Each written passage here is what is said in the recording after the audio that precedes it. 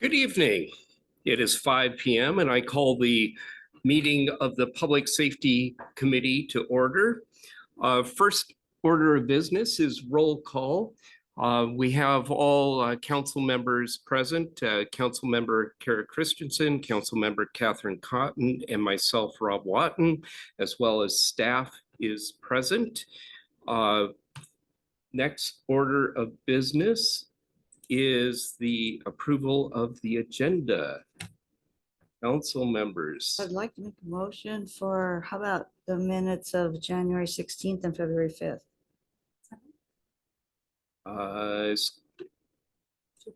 They're both on the agenda. Yeah. So we'll We can get to approve the other.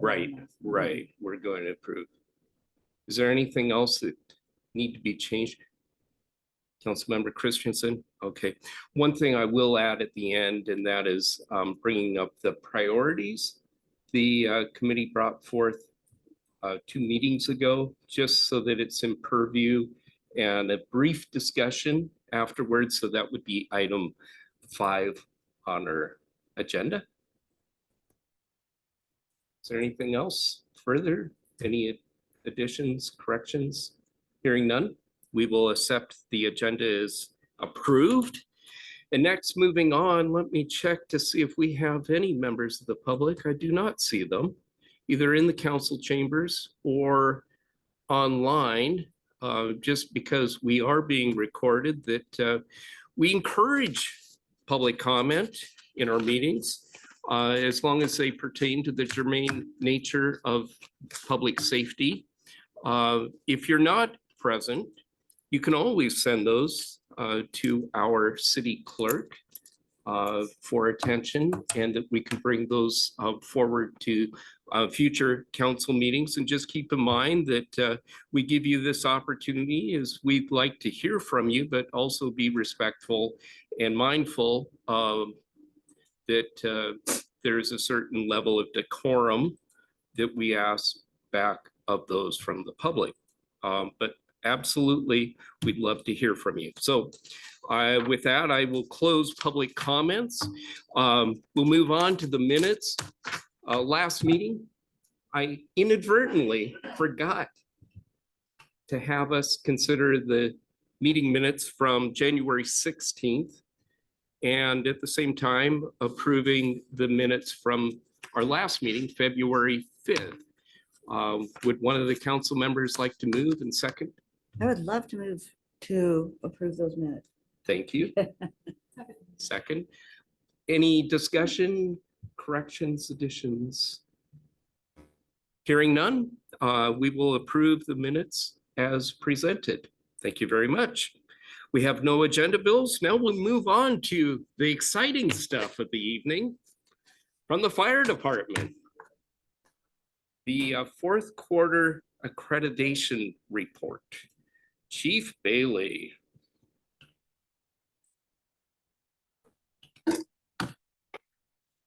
Good evening. I'm just going to pull it up here so I can navigate through as we talk about this.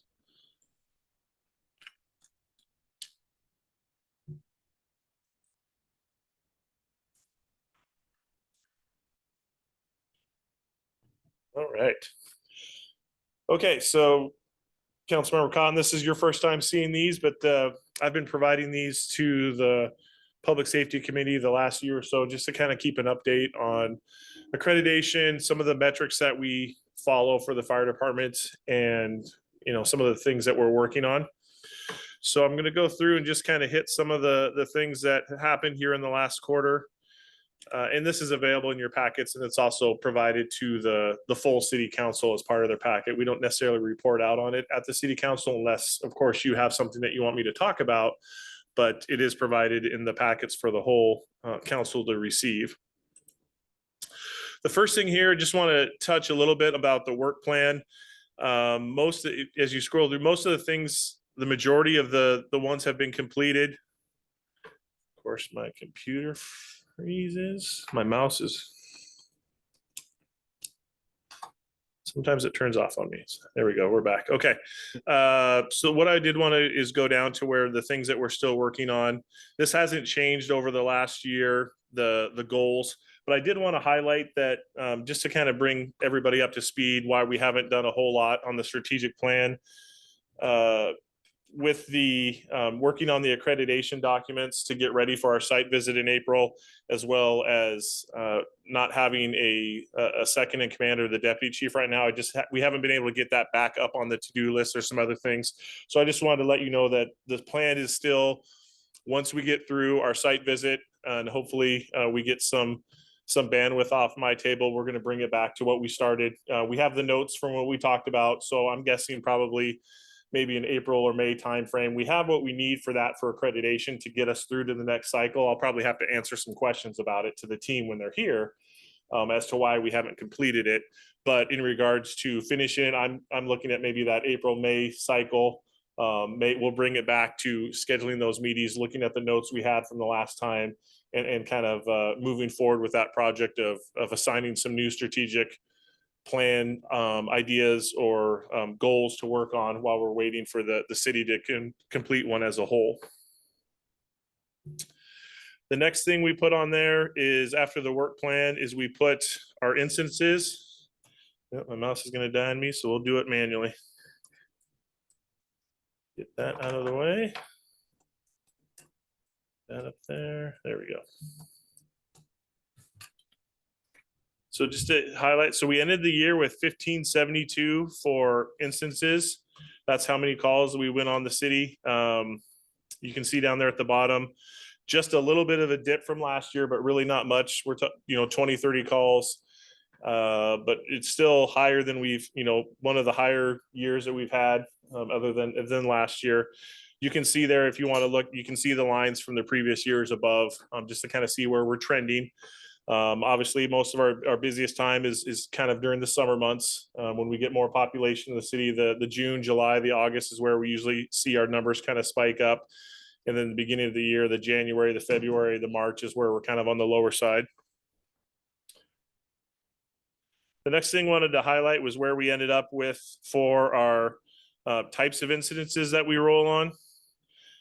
And it stays pretty consistent. You can see there between 2022 and 2023, for the most part, statistically, that we had a jump in the number of EMS calls we had. So there's about a 4% jump in that. But in regards to service calls, false alarms, hazardous conditions, which is like our hazmat calls, those stay pretty consistent within a percentage or two.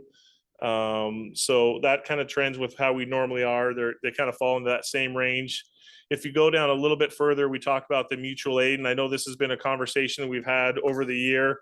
The majority, how we're going on more mutual aid instances than we have in the past. And, that's obviously something that we've noticed too. We've been talking about it, and we're going to be talking about it as we continue on this year, some different solutions. But just to point out, we did actually go down a little bit this year in how many mutual aid.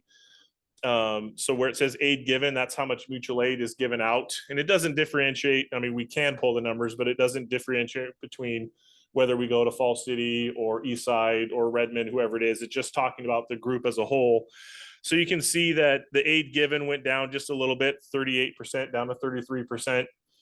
And then the aid received also went down. The majority of it was the Snoqualmie calls jumped up. Snoqualmie only calls jumped up from 44% to 52%. So what that means is we were having more calls that were ours generated in the city limits versus having to go outside.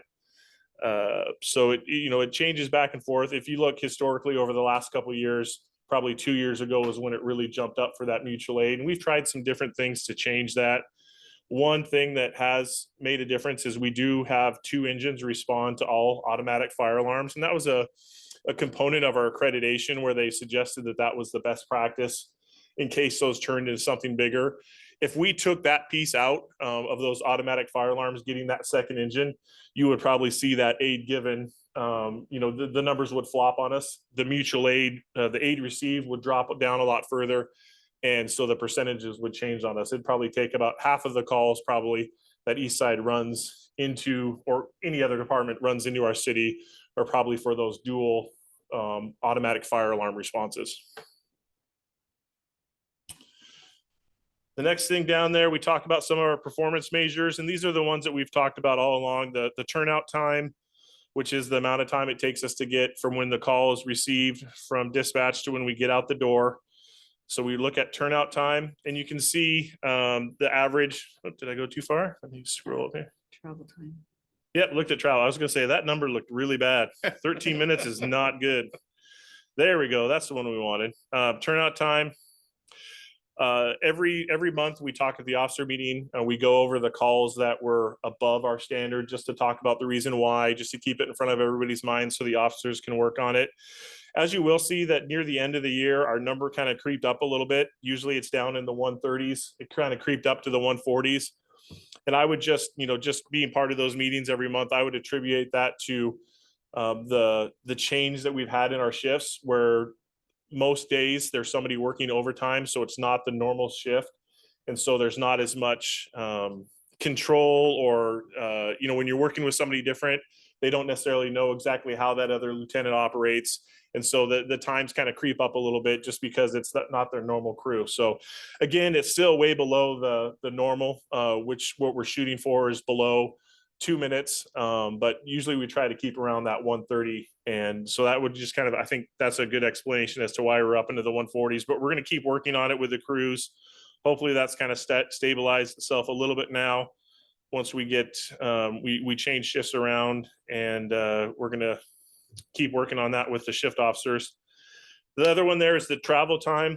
You can see, it varies from quarter to quarter. It kind of, and really what that variance probably depends on is how many mutual aid we respond outside the city, because that's where you're going to get our large travel times. You look at that graph up there, the ones that are 12 to 16 minutes or even further, those are usually us traveling up to maybe say the pass or responding out to other parts of East Side.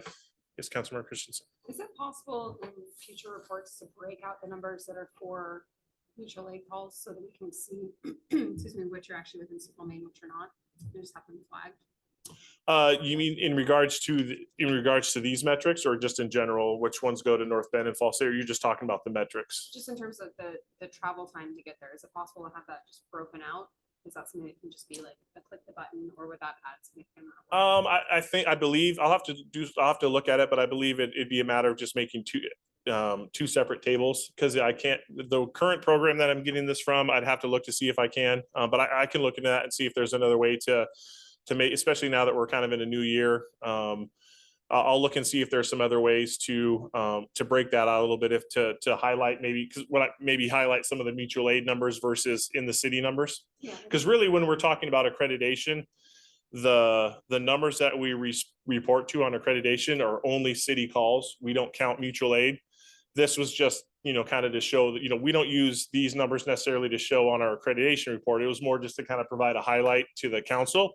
But I could, swap that around and just show the same numbers that we do for accreditation in the city.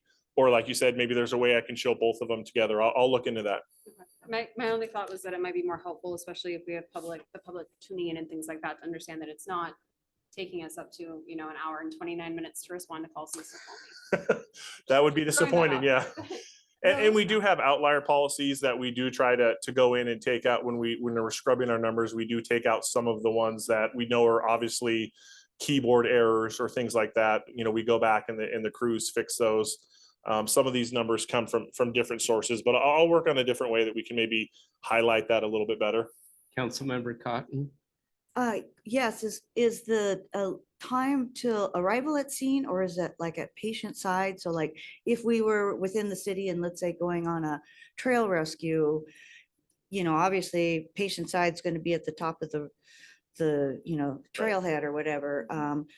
Whereas if it's just to arriving at scene, that might make a difference for some of the mutual aid calls. These numbers are based on arrival at scene. So it's when the crew hits on the computer that we've shown up on scene. There are other ways to look at patient side. That's why we record it, just for that reason, as in it comes into play a lot when you're talking about, say, for example, downtown Bellevue. It might show that they arrive on scene at one of the high rises, but it takes them another 10 minutes to get to the patient. So they track it a little bit differently, but our numbers are all based on of when we arrive at the scene. So a trail rescue could be at the It's bottom of the trail. It still could be another 10, 15 minutes to get to the patient, but that's not reflected in these Okay, numbers. okay. It's arrival at the address location. Thank you.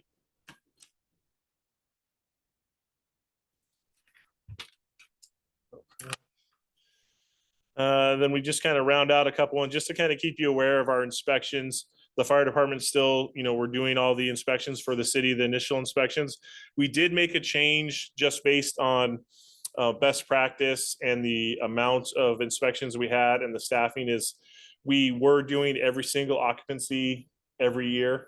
And it just got to the point where with our, we just weren't able to do that anymore. So they, Captain Fouts worked with John Cooper from the city to highlight which ones need to be done every year, the high occupancy, the high risk facilities, some of the bigger commercial ones, and then backed off on some of the smaller ones, so that it's, everyone is going to get done every 3 years, which is pretty much industry standard. We were able to do it every year just because we didn't have as many, but we backed off to every 3 years for the inspections of all the businesses, and then some will get it every year.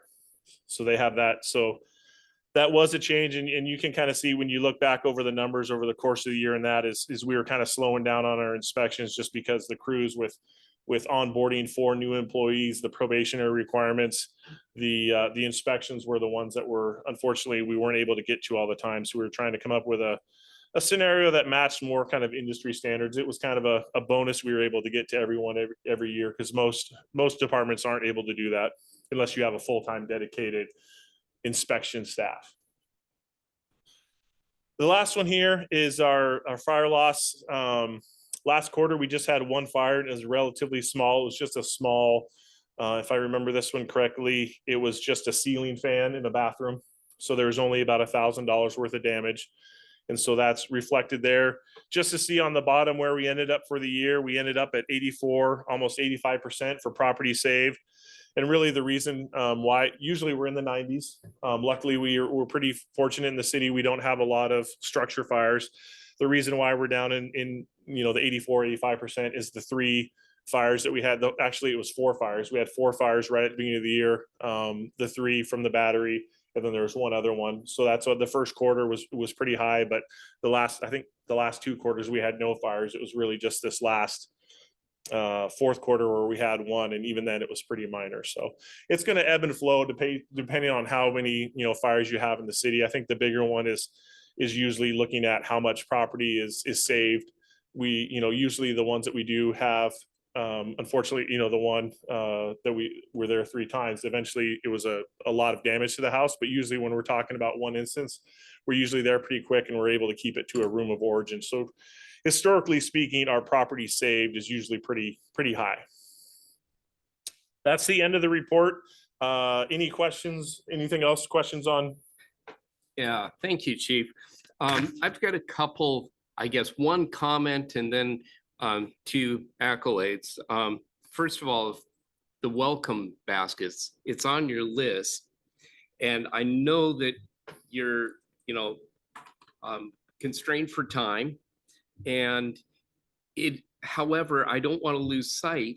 If we could find, and maybe it's part of the plan, is to bring in some community volunteers, including like the Chamber of Commerce, the downtown, the Ridge merchants, in helping to coordinate or help in the front end of it to make it easier. I don't want it to be lost that it's a fire department outreach, but I also wonder if there's an opportunity that we can engage people that really love their community to be a part of that. Yeah, a partnership, or again, like you said, like you mentioned, it's one of those things where we had somebody that was kind of working on all that stuff, the community risk reduction, and that was kind of identified as, hey, let's make sure new people in the city understand what the fire department can do for them, what kind of programs we provide. That was kind of the pie in the sky. And again, we just haven't gotten back to it, but that is the opportunity. Especially, not only is it a chance to get something out there to this new people coming into the city, but it is also a chance too to network and work with some of the other organizations that are already in the city and being a good partner. So yeah, we definitely, when we're able to get our head above water, it's not going to fall off the list. It's still on there. Just like, you were part of the discussions. We were talking about some of the goals going forward. And when we finalize that list, we'll make sure that, we're comparing what we had to what we're adding for this year and making sure we don't lose track of anything that that is important that we don't want to forget about. Right. Excellent. Councilmember Cotton. Actually, this is a question for you, Chairman Watton. Is the current businesses, do they get any kind of anything from the city or from local businesses as far as when they, open their business, as far as these are your resources, like where we could, and that'd be something I'd even volunteer for, to work with the chief and see if I could, if it's a matter of making up some handout information to, put into a gift bag or something that's already in place that we are handing out to new businesses. I will defer in a moment to the administration, but the chamber does a lot of ribbon cuttings, but yet we haven't, that would be an opportunity to include that because they're known. Yeah, Um, because most people are thrilled to know that we do free classes, that will come to the business, they can come to our training center, all those kinds of things, as well as inspection schedules and such. I think we get I think where the idea came from and where we get a little bit of, is the Ridge ROA that does their little thing once a year where they have every member from the city administration, parks, public works, fire department, police department comes and does a little spiel, kind of talks about what they can do and asks for, if they're, is available for questions. That was where it kind of came from, but there's definitely ways that we could probably build on that because obviously that doesn't account for everybody. That only accounts for the people that are on the Ridge. It's their project, not necessarily the city. The city's invited. But that was where the idea kind of came from. It definitely can be expanded on, even if it is just, like you said, something small, just to kind of let people know, hey, welcome to the city. These are some things that, some services that you have available, and we could reach out to other city departments, and it could just be flyers in there with little things. So it can grow over time. But yeah, we'll definitely make sure that stays on the work plan. In a moment, I want to make sure the mayor has a chance to chime in, but are we talking about businesses or businesses and families? I think originally they were talking about maybe the business, but it could be both. Okay. This is the ROA. Mayor Ross, would you care to Sure. chime in? So actually, so we don't, excuse me, the voice. So we don't do something like this, but the idea has come up, and especially reaching out to businesses, because not everyone joins the chamber, right? So they actually don't get not everyone gets ribbon cutting. So this would be, kind of a great welcome idea, but not necessarily only focus on fire, it'd be police, and Mhm. then who else to, in the city to contact for different reasons and stuff. Not sure about the residents, but we have talked about baskets for businesses. Yeah, the actual goal that came out of our first strategic plan was just for the businesses. I was, talking a little bit about, and it could be too, we start out small and kind of work our way up, Sure, absolutely. Also, Councilmember Cotton. starting next month, mid-March, both the Downtown Merchants Association and the Ridge Merchants Association are meeting together. Oh, So excellent. they're not going to have their separate meetings all the time. They're going to have combination meetings. So definitely something to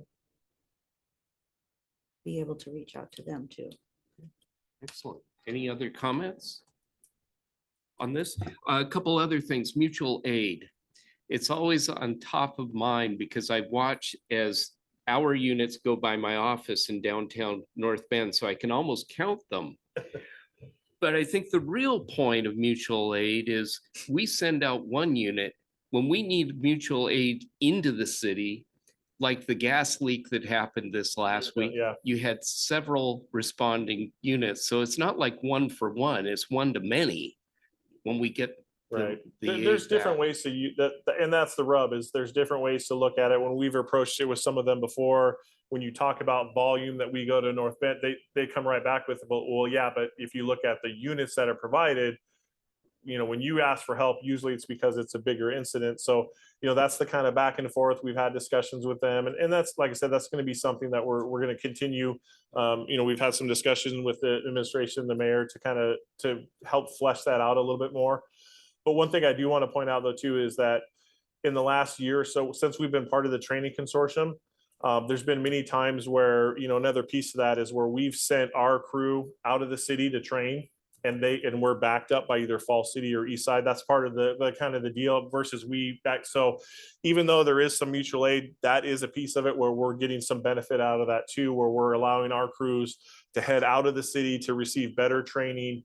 And then we're getting the backfill, or, that's also why we have to run to North Bend, is because, we have certain parameters in place as to rules, as it says, okay, of the 3 departments up here, only 1 can be gone at a time. If it's a certain amount of time, they'll bring up a crew from, so we have a lot of the battalion chiefs have rules in place as to how it works, but just, for the sake of time here, they are looking at it. And we do, not only is it that we receive the help when we need it, when we have a big fire, we also receiving the help to help get our crews trained better than we had in the past. So, but I'm assuming that, I think it's going to be something that definitely is on our mind, just like it is yours. And we're going to hear more about it throughout the year as we work on some other things on the administrative side to help, enlighten the council and to talk more about how we can look at this as we go forward, this issue of this, the mutual aid and how much time we're spending out of the city versus in the city.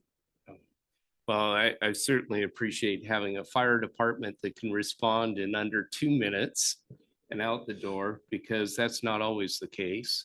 And that's one of the benefits of having a local department and being a full service city. So thank you. Anything else to add? Anything from the committee members, mayor, administration? Okay, Thank you, Chief. thank you. Thank you. Well done. All right, next on the agenda is a North Bend update, which I presume is not fire related. Police Chief Lynch. Sorry, Oh, we're okay. We're doing okay. I got your back. Good evening. Thank you for having me. A couple of weeks ago, I had the opportunity to stand in front of the North Bend City Council and give them a crime update.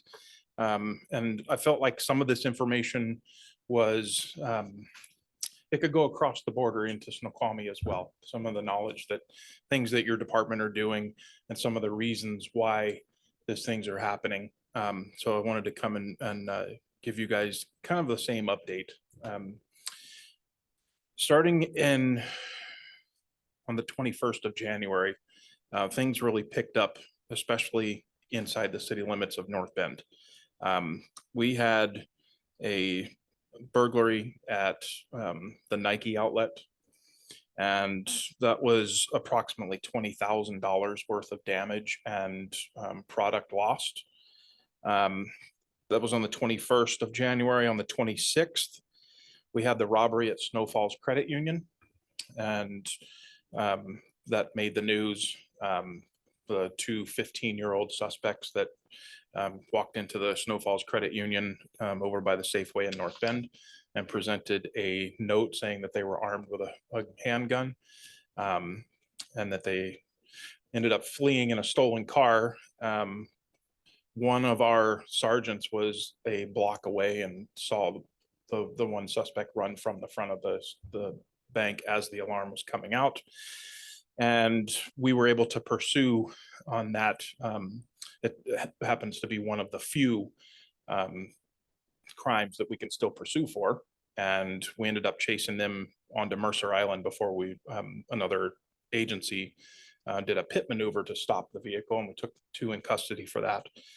On the 31st, we were dispatched to a welfare check at the Arrive Apartments in North Bend. That turned out to be a tragedy when we uncovered the bodies of 2 different people inside that apartment. And it's been deemed a murder-suicide, still under investigation, but we're pretty confident that we know what happened. And that was kind of a standalone. That's one that you can't plan for. It's one it doesn't fit into any of the other statistics, because it just really doesn't happen around here. Just once in a blue moon that things happen like that. On February 1st, we received a 911 call from a witness. This was at 5 o'clock in the morning, that somebody was trying to break into the Subway sandwich shop over by the QFC in North Bend. And when we got there, they had fled. This was a attempted burglary by prying open the 2 front doors. They did not gain entry.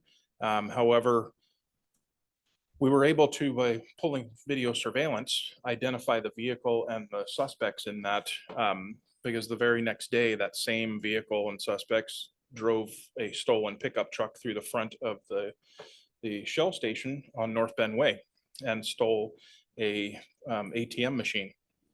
So we're kind of thinking that the Subway incident was maybe I think they didn't really try to get in. They tried to set the alarm off to see how long it would take for us to get there, because the next morning is when they went full on right through the front window with a vehicle.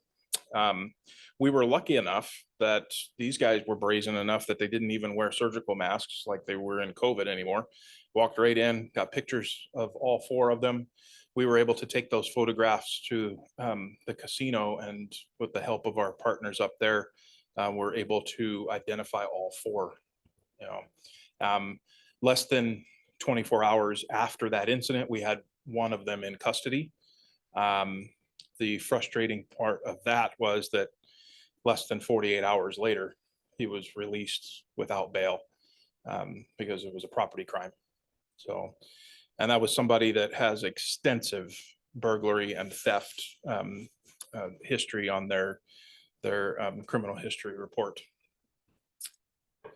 On the 5th, we had a theft of a couple $1,000s worth of clothing at Nike during business hours, with one of our officers sitting in the patrol car in the parking lot in a marked patrol car.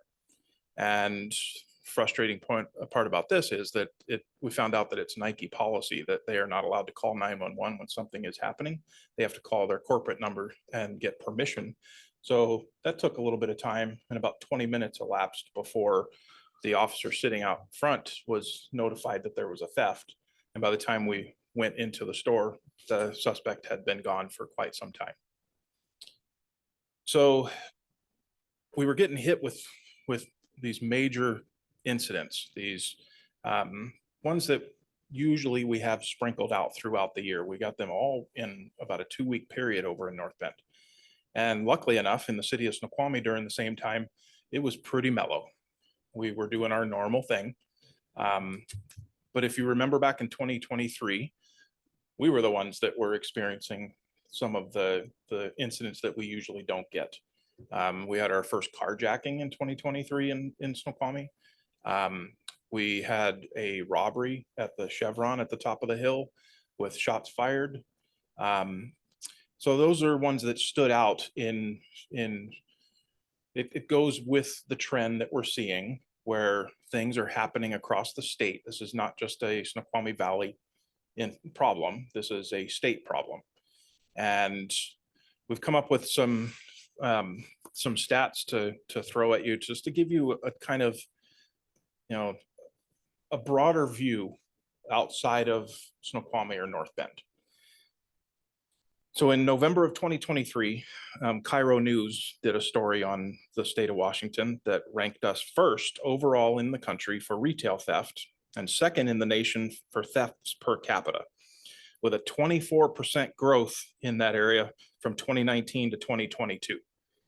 So you kind of start asking yourself, why? Why is this happening over that period of time? Well, we had the pandemic, and things have never really gotten back on its feet in the legal world.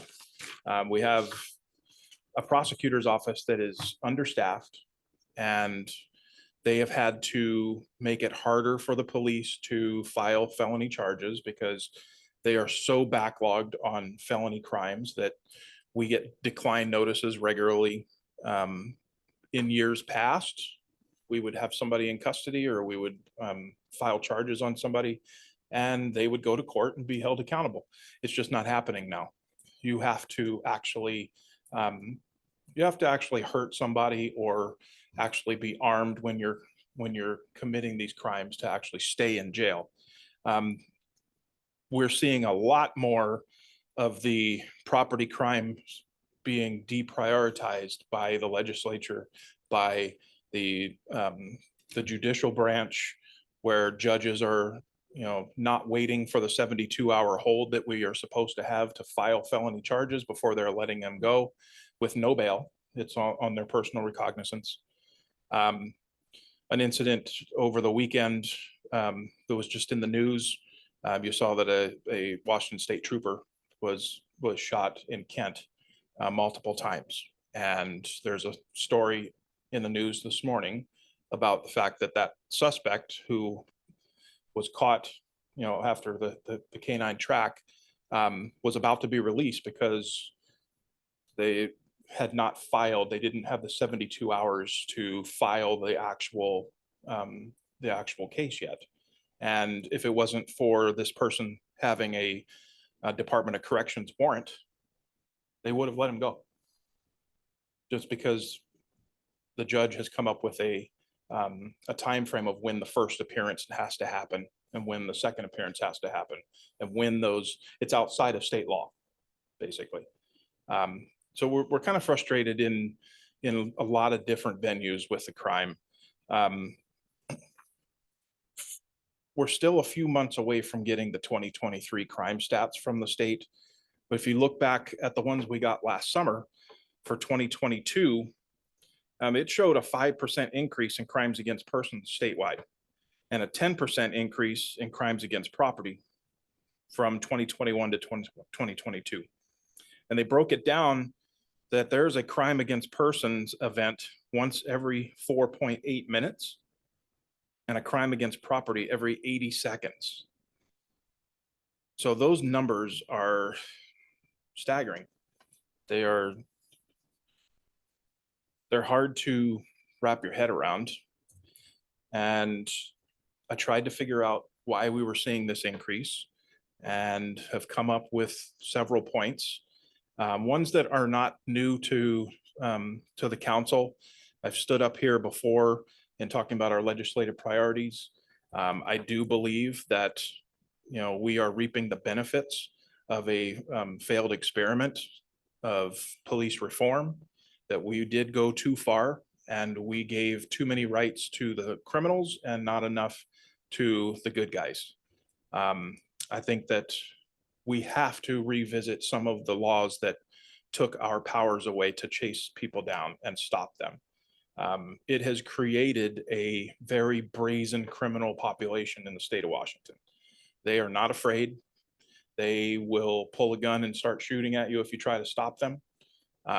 It's out of control when you look at the amount of thefts that we had just at the outlet mall in North Bend.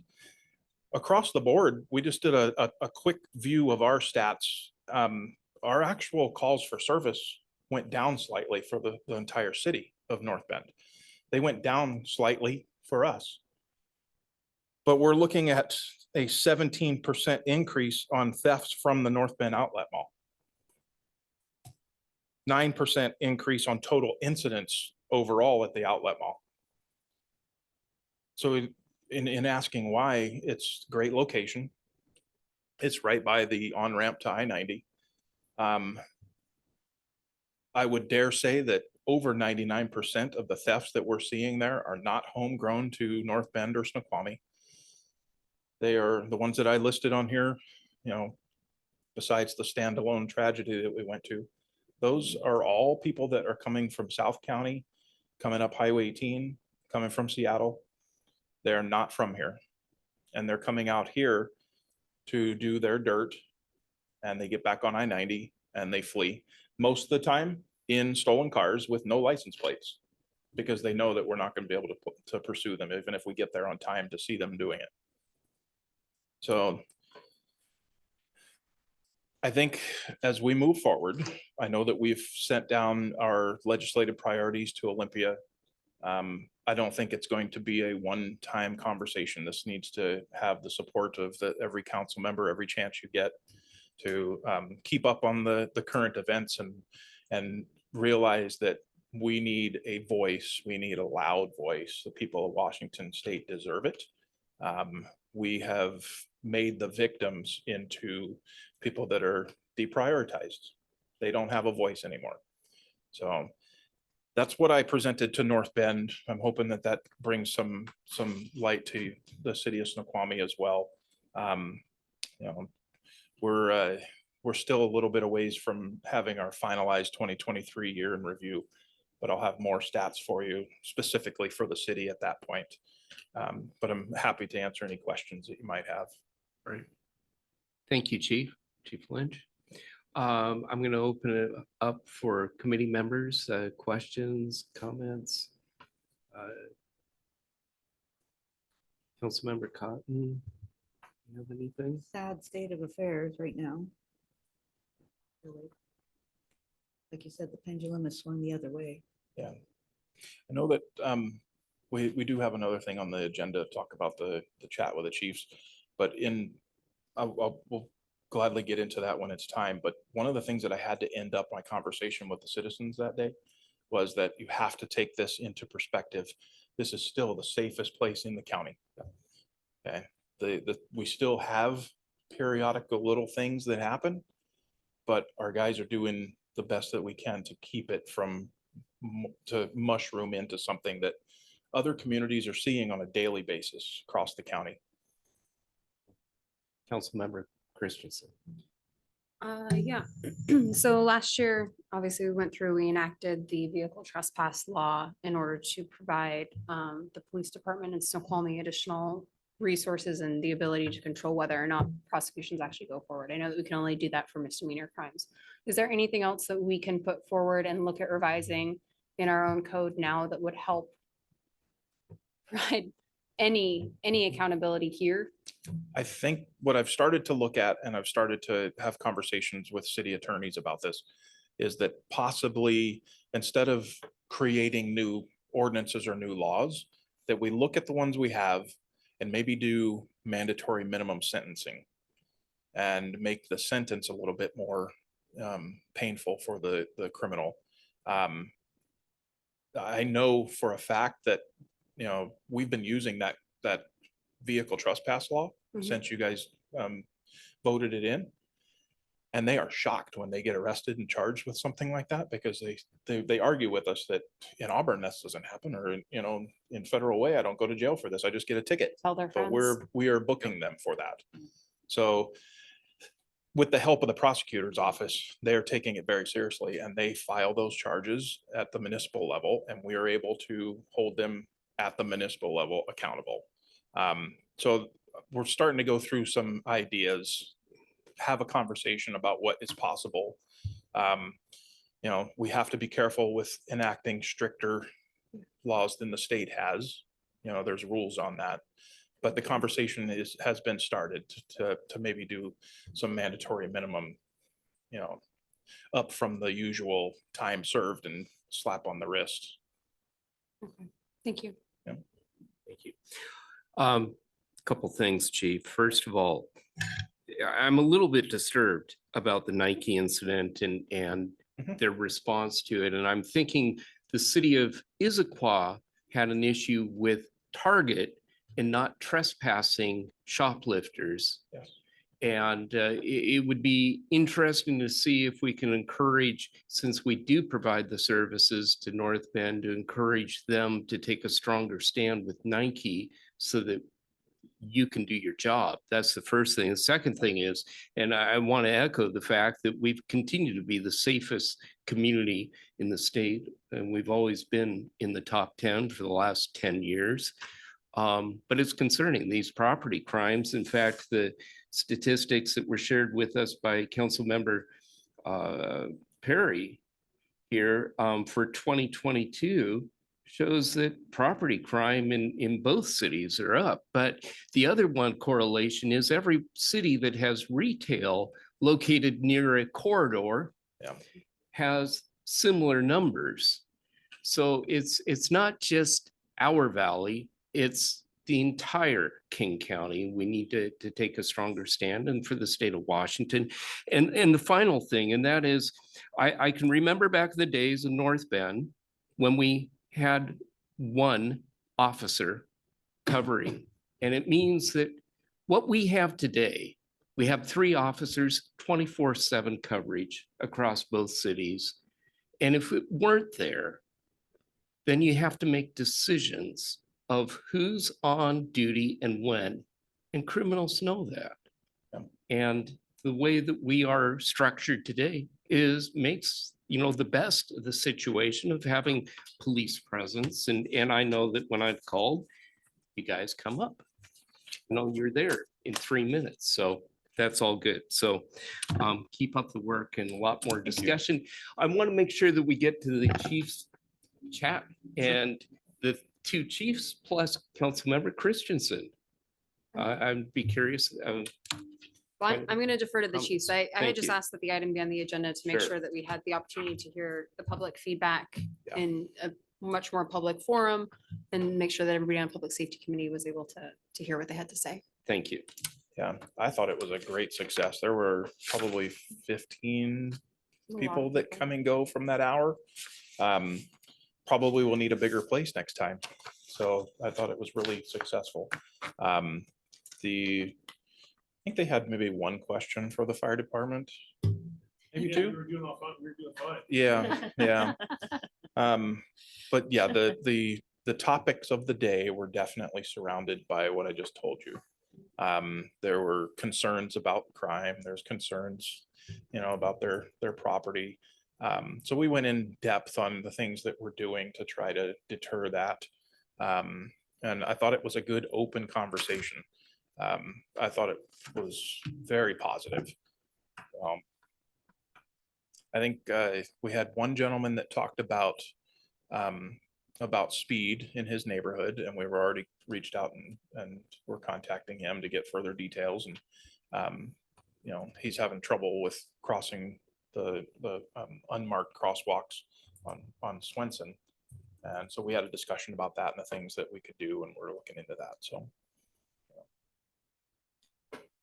I was gonna say, it seemed like a lot of it was citizens that were looking for ways to make sure that they had their voice heard. So we did do some talking about, advising them, hey, come to the Public Safety Committee, you have your chance to have your voice. There were some questions, like you said, a lot of it was centered around what he talked about earlier, but then there's also some questions centered around the city in itself in regards to the funding of the city, where things are going. They were asking us what, we needed to be successful. The overall thought, or the overall, what they were saying was that, they're very happy, but they were acknowledging that, yeah, it looks like you guys are spread a little thin. So we're trying to just advise them, hey, let the council know if you have concerns. But they had the same questions that we've all been talking about, staffing level. Do you have enough people? Do you have enough, people to get things done? And we talked in general about, because police and fire are kind of in the same boat in regards to the staffing and the increased call volume. So it was pretty general in that regards, but it was, I think the main thing that came out of it was that, like you said, we were able to get our point across a little bit in regards to, hey, if you have something that's a concern to you, please make sure, the council is aware of it, the public safety, because sometimes, you guys don't hear the message and you don't necessarily always hear what the public is looking at. So that was, I think, the main thing we talked about is, whatever their message was to, make sure that they reached out to the council to help provide, because you need that. It's been a while since we did have that one survey just a month or so ago. But, it's been a while since we've had some of those big ones from COVID, some of that. So, but overall, again, I think it was positive. There's a lot more people than we've ever had before. Unless there was, unless there was any specific questions. There was a question about the house on 202, the one that's boarded up. They wanted to know when something was going to happen with that. They were looking. There was an update on that, Yeah. actually. Parks and Public Works was already out and covered up the graffiti there as well. It was handled the same day. Yeah, it seems like, the ones that had specific, there was a lot of questions just about, general about police reform for the whole state, not necessarily specific Snoqualmie, North Bend, but the things that, they were pointed questions, like you said, the traffic camera, the house, those got taken care of right away. So I'm sure that was probably noticed by the people that were there. But a lot of it was more, philosophical about how do we fix, questions that he wasn't going to be able to answer. How do we fix police in Washington State? And that's obviously a bigger topic, but the things that was specific to Snoqualmie, I think they got their answers. And then, like I said, the city was able to follow up on some of that stuff pretty quick. So they probably saw that we took care of those. Excellent. Any other comments? Hearing none. Thank you very much, chiefs. New business, we have none. Items for future discussion. I'm going to circulate among the committee members the priorities list. And I'm going to ask for you to give it some consideration back. Things that we can take action on now, or things that, by year end or by the end of 2025, so that we can keep those top of mind. And the chiefs and I, when we sit down and meet, we can make sure that we include those as future topics. So I will circulate that. Anything else for the good of the order? Hearing none, since we are at the end of our agenda, I will call for the adjournment. So moved. So moved. Second. Second. Okay, with that, any objection? Hearing none, we stand adjourned. Thank you.